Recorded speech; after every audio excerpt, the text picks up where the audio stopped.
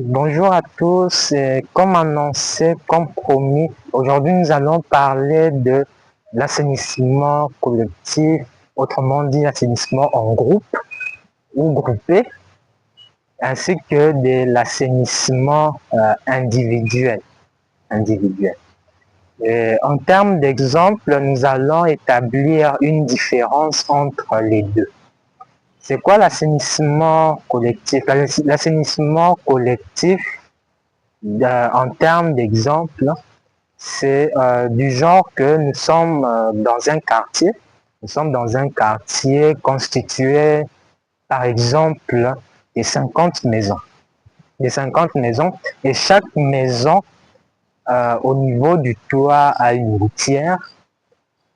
Chaque maison a des lavabos et tout consort, et ainsi, il y a un système que l'on met en place dans le sens que les eaux des pluies introduites à travers les gouttières convergent directement vers une seule canalisation qu'on peut appeler égout, que l'on peut appeler égout, ou soit, en d'autres termes, on peut dire juste canalisation et tout. Et ainsi, il y a ainsi, dans ce cas-là, il y a deux types d'assainissement collectif. Nous avons l'assainissement collectif séparatif, ainsi que l'assainissement collectif combiné. Ainsi, l'assainissement collectif séparatif, c'est du genre que l'eau des pluies entrant dans les gouttières sont canalisées dans un système de canalisation qui va directement emmener les eaux là vers une station d'épuration bien déterminée. Et puis, il y aura ensuite une autre canalisation, un autre système de canalisation qui va maintenant recueillir toutes les eaux vannes, toutes les eaux noires,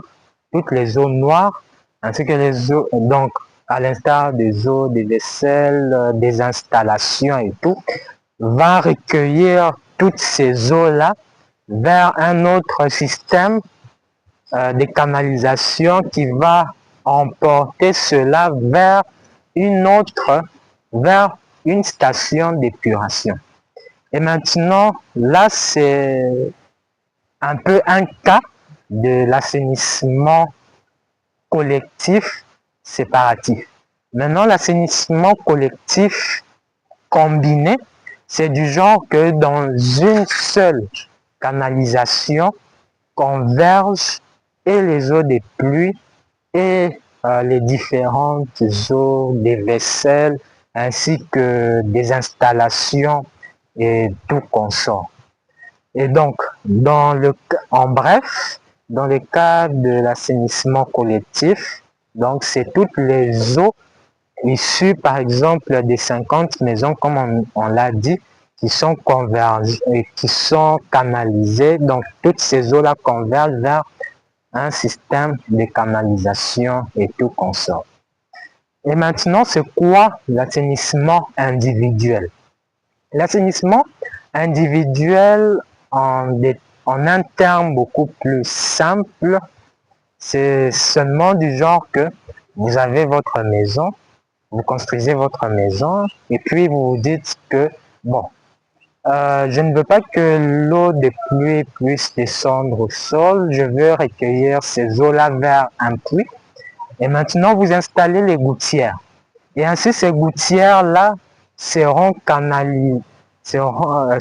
canalisées vers un puits que vous allez creuser, que vous allez creuser. Et ainsi, c'est une sorte d'assainissement également. Donc, vous recueillez les eaux des pluies, entre guillemets. Et l'autre aspect, c'est par exemple, vous vous dites que, bon, Oui, je recueille les eaux des pluies. Et maintenant, les autres types des eaux et tout, et qu'est-ce que je vais en faire? Où est-ce que cela ira? Et maintenant, là, vous allez maintenant construire une fosse septique. Une fosse septique où toutes les autres eaux vont converger et tout consort. Et la caractéristique notamment des fosses septiques, c'est notamment d'assurer une certaine dégradation toutes les, de tout type d'éléments qui pourront s'y retrouver et tout. Et ainsi, c'est pourquoi lorsque les eaux, par exemple, con- contenant par exemple des éléments toxiques, atteint atteint la fosse septique, et ainsi cela contribue à la destruction des bactéries qui s'y trouvent. Et ainsi, lorsque les bactéries qui s'y trouvent sont détruites, eh bien, cela cause notamment la production, notamment de la nuisance olfactive. Nuisance olfactive, ce n'est rien d'autre que la production des odeurs non satisfaisantes. Non satisfaisantes.